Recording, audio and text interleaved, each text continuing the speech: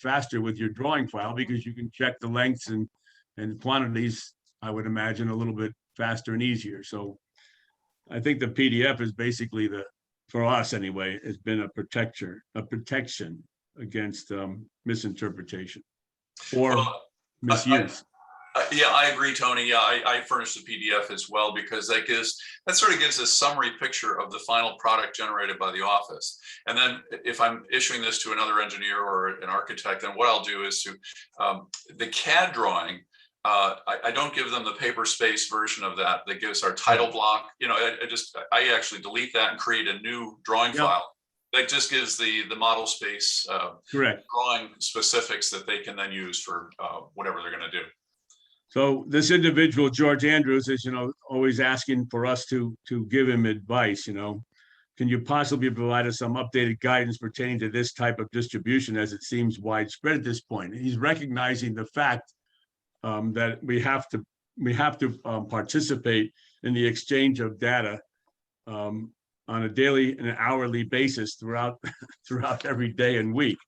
So I think you have to advise him, look, I would anyway, George, I think you have to make an individual decision on whether or not you feel you're in compliance with the regulation to the extent that you can protect yourself.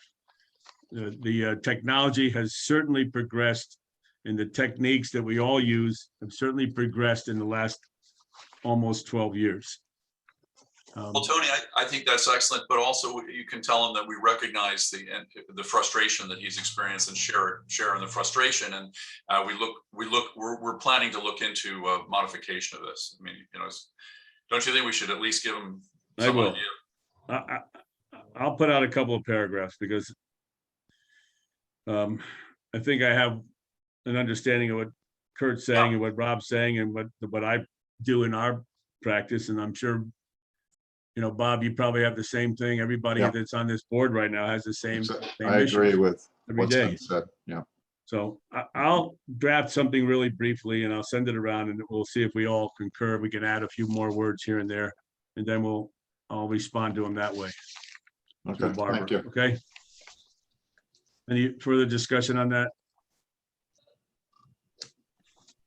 All right, if not, we'll move on to something else. We have a few more minutes before 10. Do we want to approach the two issues? Or do we have enough time to discuss the two applicants, Robin Stone and George Hollerback? John DeWolf made a very thorough review of the Hollerback application again. I had a thought, it's kind of an interesting way to look at it, but if this applicant were to submit his resume, what do you call it, transcript to NCAAS for an evaluation as though it were a foreign degree, I doubt that they would be able to say that it meets the ABET criteria. So we should not be faulted for following our policy, which is to require the four-year undergraduate ABET approved degree. Do we want to continue that discussion, or we just respond back to Mr. Hollerback that we have a policy? We've stayed steadfast in applying it, that every applicant, regardless of their licensure in other jurisdictions, must have completed the undergraduate degree. We have made an exception when we have found somebody did a master's and went back and did a number of courses in the undergraduate program. Correct. We have said then we thought with experience that it was equivalent. The Correct. problem here is there are no undergraduate courses.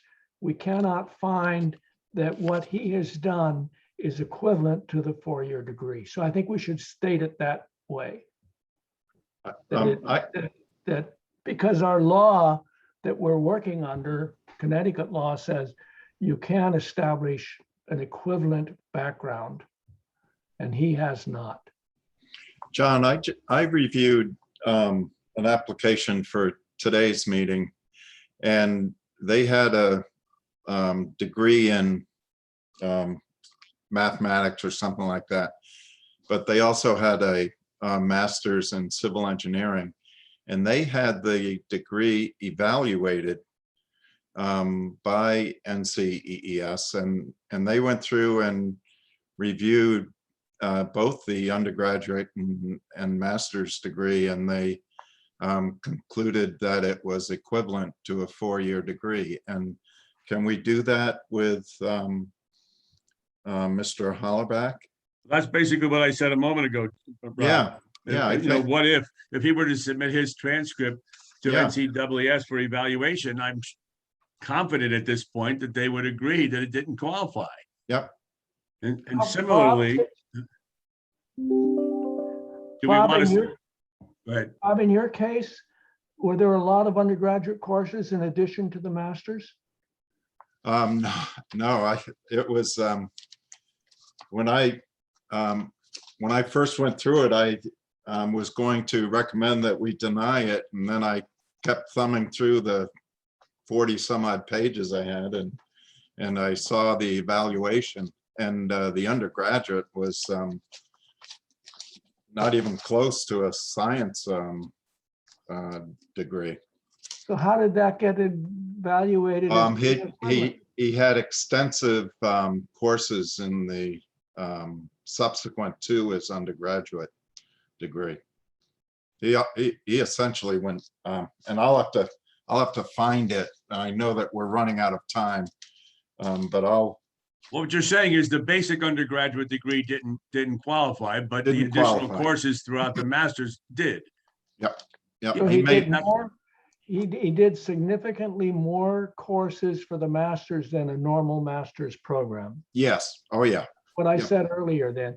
Yeah. There are cases where we have found it equivalent.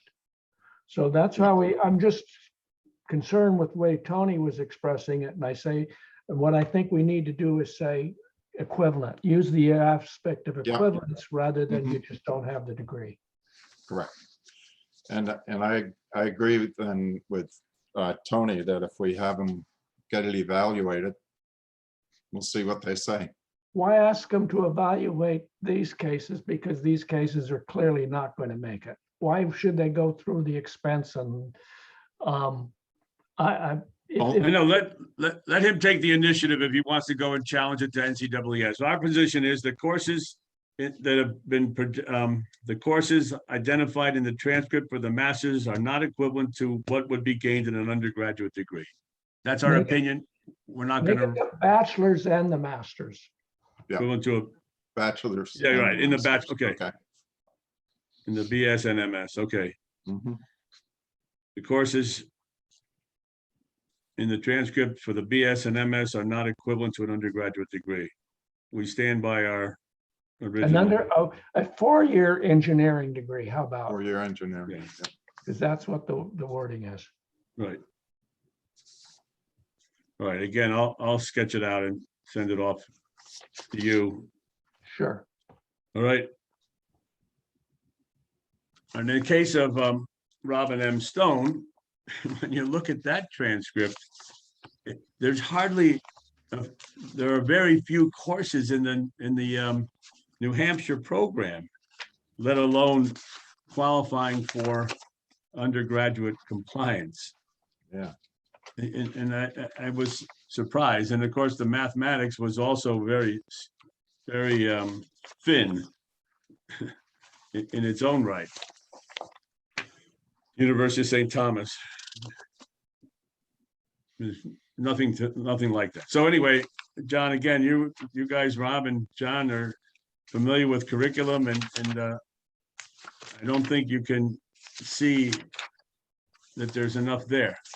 For example, on the masters in New Hampshire, we had fluid mechanics, hydrology, water chemistry. This is Robin Stone, ultimately went into hydrology, and there are very few courses. Yep, it just, both of these two cases were perfectly clear. There's they nowhere come near meeting the 4-year engineering degree requirement. Great. So the answer is the same to each, that the courses identified in the transcript for the bachelor's and master's are not equivalent to a 4-year undergraduate engineering curriculum. Okay. Okay, Is there a motion to accept that approach? I'll write something up, pass it off for review and let Barbara send it officially. So moved. I'll make that motion. Thanks, Bob. second, Richard? okay. And that's for Thanks, both. John. So moved by Bob and seconded by John. Any discussion, any further discussion? All those in favor of the motion, say aye. Aye. Aye. Any opposed? Hearing on that motion carries. Excuse me, Tony. Janita's also here if you want to just do that report. Yeah, let's do that quickly so Janita can move on. So Janita, we have your summary of the cases that are there. This was briefer than the others, but what it turns out to be is that we still have one case open. I don't know if that's the one that would be heard today. But other than that, we've got nothing pending. No, sir. If it's in legal being to be heard, Yep. it will not show up on the Yes. report that I run. That is a Right. brand new complaint that came in during July 1st, 2021 through August 31st of 2021. And for the board, for your sake, for Mr. Regina's sake, for everybody's sake, our IT group allegedly is still working on a better report that will have a cumulative total at some point in time. I don't know when that's going to be. But I'm hopeful that it will be within, at some time. I have no timetable for them. And I think it's 10 o'clock. I wish you all well in your hearing process. And I thank you for your time. Thank you.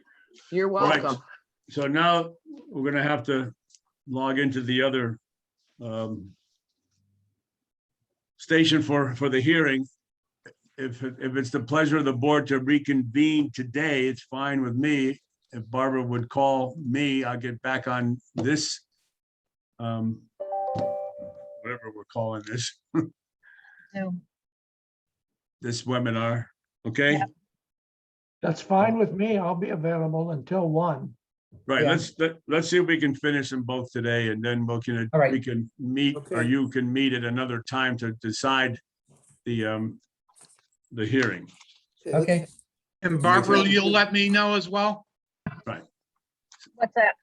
You'll When let we me know that we're reconvening? Yes. Thank you. Okay, all right, thank you. It's probably gonna be a new Zoom invite because this was an old meeting, so I'm gonna have to see if I can get that in. Okay. Yeah.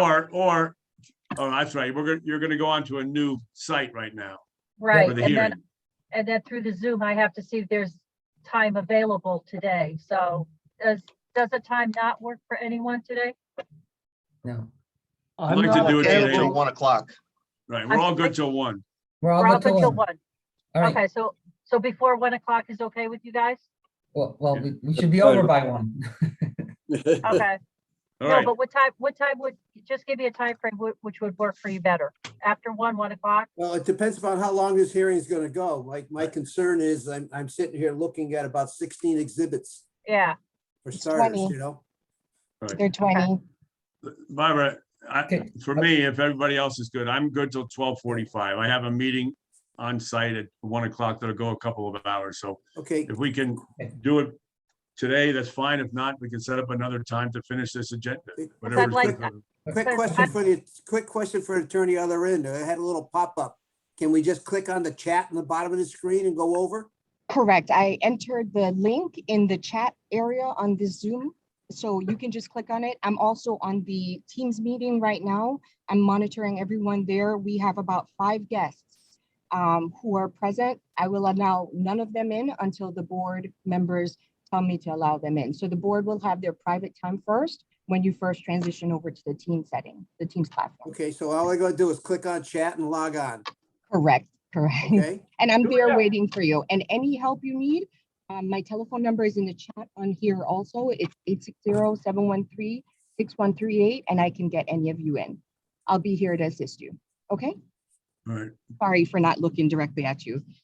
You're on this Bob and screen. I have to leave, so I'm closing out, and I'll wait for Barbara's phone call or Six- email, 61 whatever, email. 6138, what was the first 3 digits? Sure, it's 713-6138. Okay, thank you. Okay, bye. So I'll be over there waiting for you guys. All right, thank you, everyone. Okay, I just clicked over chat. Yep. And I'm on here. I do. I let everyone in from the lobby. Okay, so I just clicked over. So we're clicked over officially now, right?